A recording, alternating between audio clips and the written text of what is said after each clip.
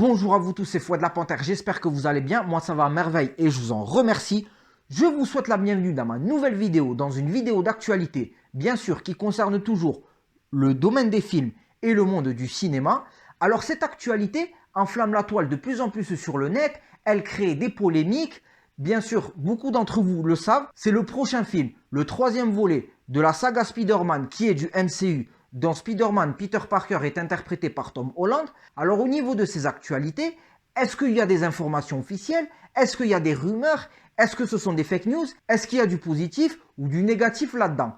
On va en parler dans cette vidéo en éclaircissant les choses. En ce qui concerne pour le troisième volet du Spider-Man du MCU. Pour rappel, il y a eu une saga qui contient 3 films de Spider-Man, qui est réalisé par le réalisateur Sam Raimi et interprété par Tobey Maguire qui joue dans le rôle de Peter Parker et de Spider-Man de cette saga.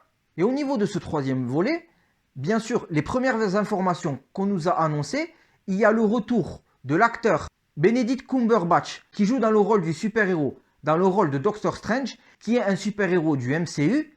Et après ensuite, le retour de 2 super-vilains de l'univers Marvel, mais qui ne font pas partie du MCU, qui ont apparu dans les 2 précédentes sagas de Spider-Man et de Amazing Spider-Man. Nous avons le retour officiel de Jamie Foxx dans le rôle du super vilain de Electro, qui est le super vilain principal de Amazing Spider-Man 2, et le retour de l'acteur Alfred Molina, jouant dans le rôle du Docteur Octopus, qui est le super vilain du film Spider-Man 2 de la saga Sam Raimi. Alors ces informations officielles nous ont mis en doute pourquoi ces 2 personnages qui n'appartiennent pas au MCU font leur retour, alors qu'après ensuite, ils se sont mis à nous informer que hormis les super vilains de la saga du Spider-Man du MCU, le retour de 2 autres vilains, Norman Osborn alias le Bouffon Vert, qui est interprété par l'acteur Willem Dafoe, et Thomas Haden Church, qui joue dans le rôle de l'Homme Sable, que dans le Bouffon Vert, qui est l'ennemi principal du premier Spider-Man de Sam Raimi, et l'Homme Sable, dont après Venom, qui est le second ennemi de Spider-Man 3 de la saga de Sam Raimi. Alors aussi,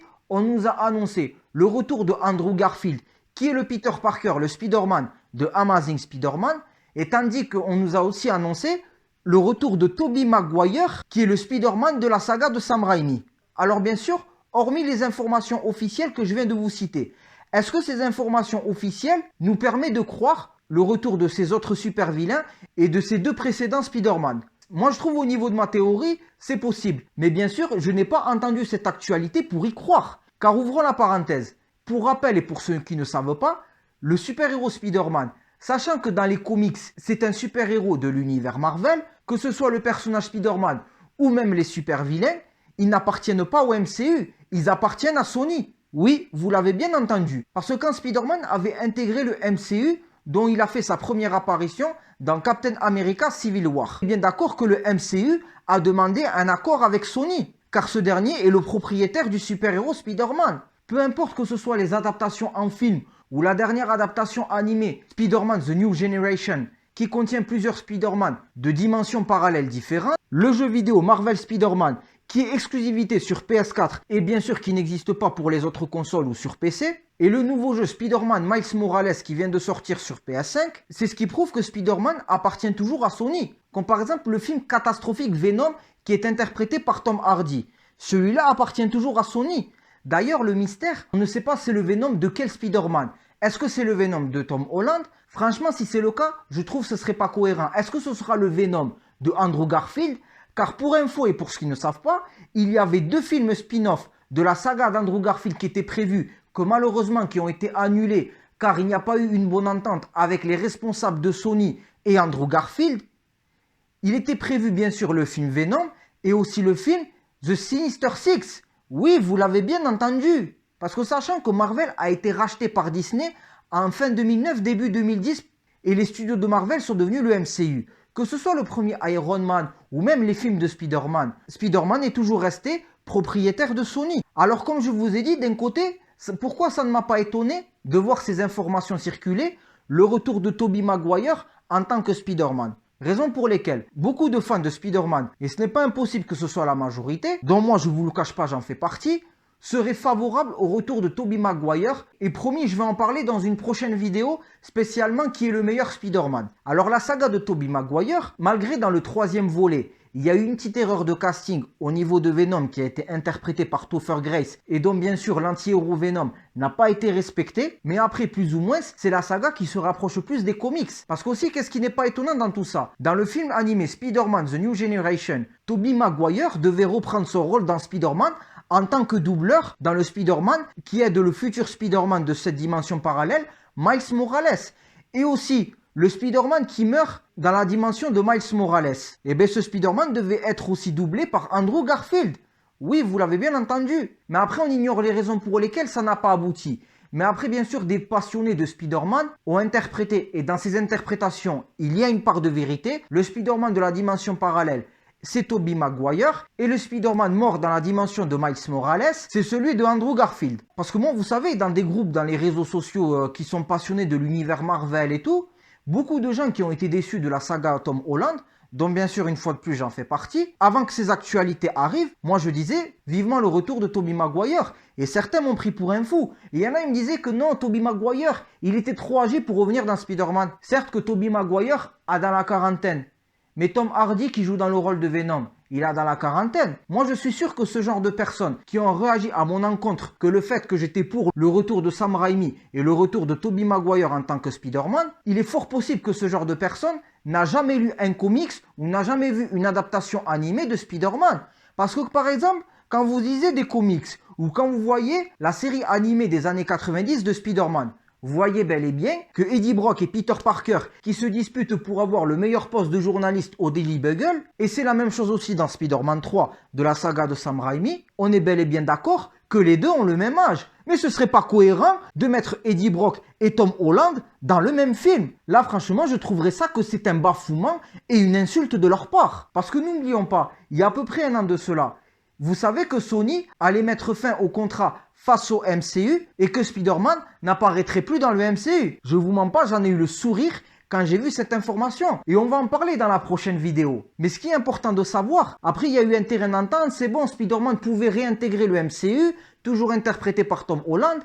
Mais après, bien sûr, qu'est-ce qui peut nous faire voir que ces informations sont cohérentes? Quand vous voyez dans le deuxième volet de Spider-Man Far From Home, eh bien quand ils disent qu'il y a plusieurs univers parallèles, qui est informé par le super vilain Mysterio.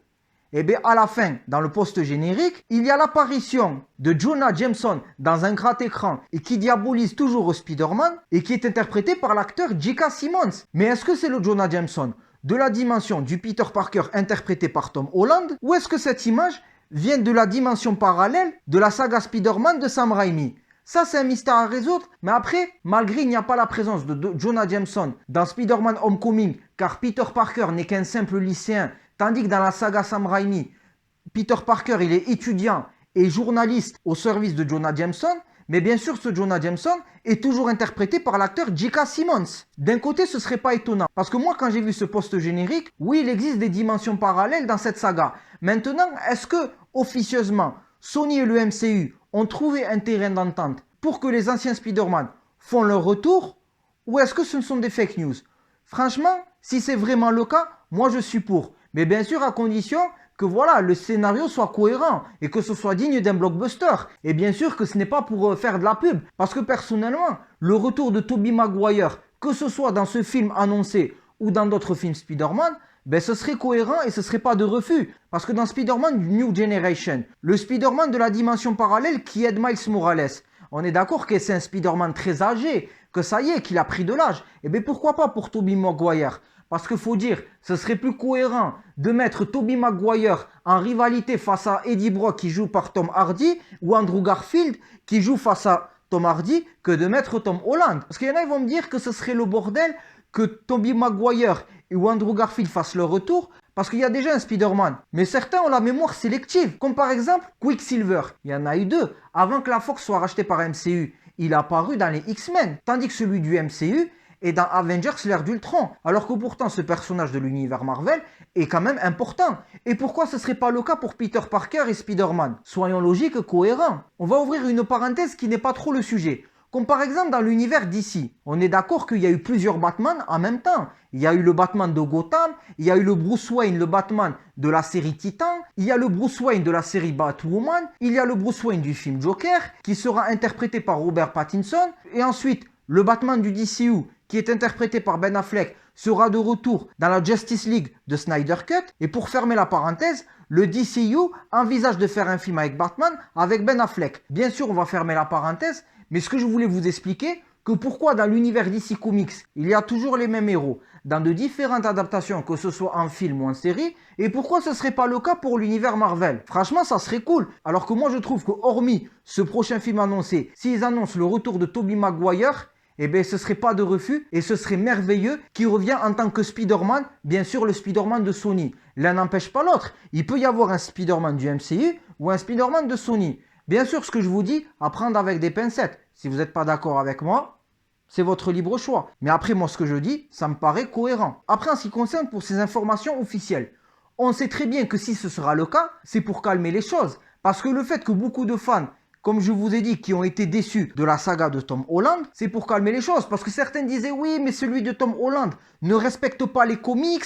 Et même celui d'Andrew Garfield, il y a des choses qui ne sont pas cohérentes. Alors bien sûr, c'est pour calmer les choses. Parce que c'est vrai que dans les comics, on nous évoque, il y a plusieurs dimensions parallèles et chaque Spider-Man est différent. Tout comme ça a été le cas dans le film animé. Alors c'est pour ça qu'ils en ont eu l'idée en disant que mettre 3 Spider-Man différents, ça mettra les fans de chaque Spider-Man d'accord. Maintenant, espérons que ce film ne décevra personne, que ce soit les fans de Tobey Maguire, de Andrew Garfield ou de Tom Holland, et que ce sera digne d'en être un film Spider-Man. Et j'espère que Tobey Maguire et Andrew Garfield ont de l'importance dans ce futur film annoncé, si ces informations sont officielles. C'était Fouad la Panthère. Si tu es un fan de Spider-Man et de son univers, et tu as aimé ma réaction de cette actualité, like un petit pouce bleu, partage cette vidéo et abonne-toi à ma chaîne. Et avant de terminer cette vidéo, je vais en profiter pour faire une dédicace à Yanis Lepont de la team Wingzer, qui est passionné de l'univers Spider-Man, dont toi et moi nous avons eu des échanges chaleureux, et tu es aussi une référence dans Spider-Man. Je te ferai un gros big up, et si tu veux qu'on fasse un débat en live sur YouTube, tu seras le bienvenu. Et affaire à suivre, une vidéo prochaine sur ce sujet, quel est le meilleur Spider-Man et la meilleure saga. Salut!